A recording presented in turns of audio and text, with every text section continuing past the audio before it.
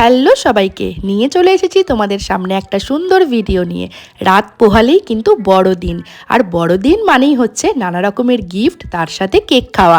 তো সেই জন্য আমি চলে গেছিলাম একটু বাজারে। আমার যেহেতু দুটো ছোট ছোট বাচ্চা আছে, আর বাচ্চারা কিন্তু সবাই জানে যে বড়দিনের আগে মানে 24 তারিখে কিন্তু সান্টা দাদু রাত্রেবেলাতে আসে আর সমস্ত বাচ্চাদেরকে ছোট্টখাট্ট গিফট দিয়ে যায়। এইটা কিন্তু সমস্ত বাচ্চারাই কিন্তু জেনে থাকে, তার জন্য তারা কিন্তু রাত্রেবেলাতে পুরো মোজা রেখে শুয়ে পড়ে। তো আমার বাড়িতেও কিন্তু সেই জিনিসটা হয়, তারা মোজা রেখে যেহেতু শুয়ে পড়ে তো গিফট তো দিতেই হবে, তারা কিন্তু জানে সান্টা দাদু এসে গিফট দেয়।